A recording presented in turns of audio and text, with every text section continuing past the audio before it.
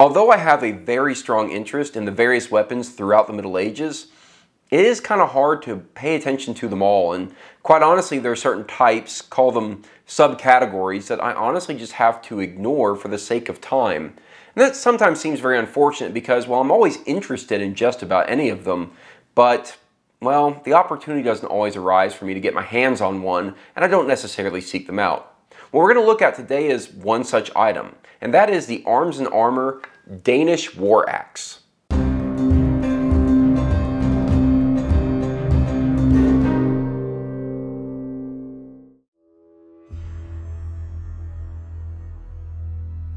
This favored weapon of the Saxon Huskarl saw action throughout Northern Europe in the hands of Saxon, Norse, and Normans alike. The long handle and thin blade created a fearsome weapon, capable of immense damage to the lightly armored opponents of that time. The high carbon steel blade holds a great edge and is mounted on an ash haft. This was the type of weapon William the Conqueror faced at the Battle of Hastings in 1066, where he defeated the Saxon army. In the Anglo-Scandinavian wars of the 8th and 9th century, this type of axe was the heavy weaponry of the battlefield. The nearly constant warfare of this period would have seen a high degree of the common man being involved in warfare, and the axe would have been a weapon many would rely on. This larger combat-oriented axe would be a weapon that would distinguish someone who was prepared for a serious fight. Due to the wide travels of the Norse, the use of the Dane axe could be documented from Ireland in the west to Constantinople in the east, a truly significant weapon in the history of Europe. This piece is based on an original circa 1000 AD from the British Museum in London. Here are the specifications of the Arms and Armor Danish War Axe.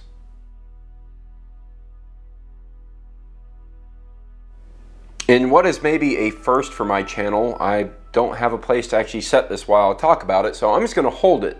So I really like the aesthetics of this axe. No surprise, because it is a very, very simple design and implementation, but that's honestly what you'd really want in an axe, because they're kind of meant to be very utilitarian, very basic, and very straightforward.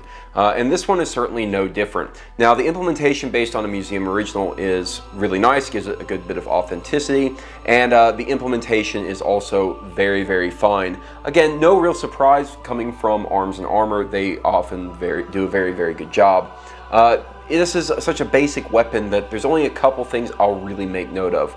The first one is actually the edge of the axe. It's got kind of a nice, call it apple seed style grind for the edge, and it's pretty sharp. I'll talk more about that in the functionality section, but it's visually very striking because, well, you almost can't tell there's an edge there, but it's there, trust me. Other than that, it's a really, really basic implementation. The wooden ash haft is really nice, good fit and finish, nice and smooth, feels good in the hand. I'm very happy with the way this axe looks, but let's face it, this is a war axe. Let's talk about the functionality. It's the functionality where this thing really shines because, well, if you've ever used a lot of axes, and I can't say that I've used a ton of war axes, but generally speaking, they're very heavy, especially at the head. This is where this one's actually a little bit different. It's actually surprisingly light in the hands. Doesn't mean that it won't pack a punch, but it means that you wouldn't get tired using it. And certainly having a nice long haft here, which, I mean, it's not the longest thing ever, but it's pretty long, means you could get a lot of momentum behind this really kind of rather heavy steel head, but its heaviness is, well, again, very minimal, which means that you're getting that nice balance between long-term usability as well as good functionality in terms of delivering a blow. I will say that the way that this handle is designed is nice. It is oval shaped, although I always feel like my hands don't quite fit around it. I don't really know what the reason for that is. It serves its purpose. It certainly will help you get edge alignment. The edge is extremely sharp. like cutting edge sharp. Now with axes, you don't necessarily need it like razor sharp or as sharp as you might want in a sword. I would say this is actually probably close to sword sharpness, which honestly might be a little bit sharper than it needs to be in terms of maybe concerns of it blunting over time. But then again, what does that matter, right? As long as it can dig into things and cut into things. The way these are designed, these Danish War Axes, and really any type of almost bearded style axe, where it has this long hook down, this actually means it's more utilitarian than just cutting. You can also grab people with the hook. I like that in my kind of war style axes. I mean, obviously if you're fighting with like something like a hatchet or just like a wood feller's axe, well, that's not nearly as important. But when you've got a war axe, you want something that gives it more than just a one big cutting edge, and it certainly has that.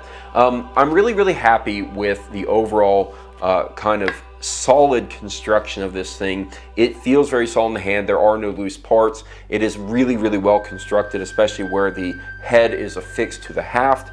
And that's really all there is to this weapon. It's so simple, but again, it's an axe. It's a war axe. It doesn't need to be anything more than a simple weapon that is designed to strike a nice killing blow. Again, we're talking about something that was very common in the very early Middle Ages and was used quite a lot, actually. And was certainly a primary weapon for many people. And the type of enemies this would have gone up against were very often lightly armored, and so this had its time and place, and that time and place passed relatively quickly in the Middle Ages. But for its time, this was something to really behold, and from a functionality standpoint, this is meeting those expectations. I love this thing. I mean, what more is there to really say about this Danish War Axe?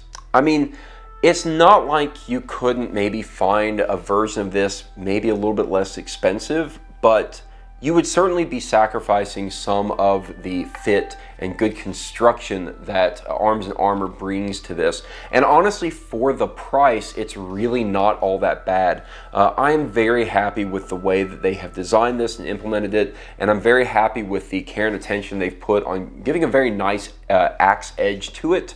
Not overly sharp, but certainly not entirely blunt. And again, I will note with Arms and Armor and their pole weapons, you've got a good haft here. It's not a symmetric thing. It's not a circle. It's not a square. It is an oval. It fits in the hand. Although, again, I feel like it's a little bit too thick in one orientation, but it gives you that feeling where you can get that good edge alignment, and that is so vital in something this big and something that you're going to be taking large swings with. If you don't have that edge alignment, what good is this? Overall, I'm really impressed with it. I do think that maybe given the price, you are really paying for the Arms and Armor brand, as it were, but I think it is a thing of beauty, a really simple weapon for what might be called a simpler time, although I don't think that would be true given the turmoil that everyone seemed to be in. But certainly this was designed for war, and it would fit that purpose. This one would fit that purpose very well. Yeah, really good axe from Arms and Armor. So yeah, this is it, the Arms and Armor Danish War Axe. I hope you enjoyed this review. Don't forget to like the video and subscribe to the channel. You can also check out Medieval Review on Patreon.